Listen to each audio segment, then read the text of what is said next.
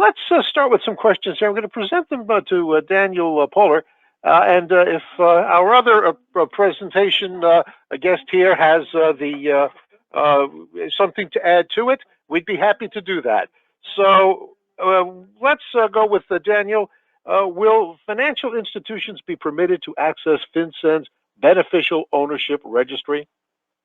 As of right now, the answer to that is no, although there's a comment period that's going on. I think I've read recently there's some folks that are saying that there should be access, but as of right now, the answer to that question is no.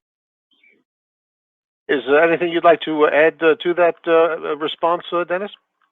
Nothing, thanks, Sal. Okay, very good. I'm not going to prompt you. If you have something, just feel free to dive in, Dennis.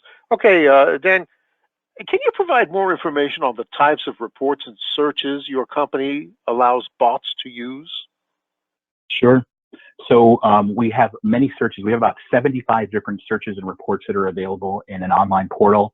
Those searches can be based primarily on consumers, on businesses, can be based on news information, can be based on PEP information, other high-risk criteria. So there are probably about 75 or so searches that are available in the bot environment, and a similar number of searches that are available in either a real-time API environment or through batch as well. Let's say a company has just enough compliance staff to handle the load of names from client and payment sanction screening. How then convince the board of directors that they need more resources? Yeah, that can be a complicated question, right? I mean, there could be some issues with even the screening tool itself. Has the screening tool been optimized? Is it creating too many alerts? What types of activities are they seeing? Are they finding what they should be finding?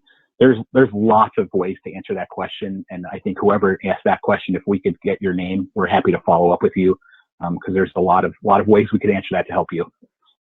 Now, what about a client relationship that predates Section 326 of the USA Patriot Act?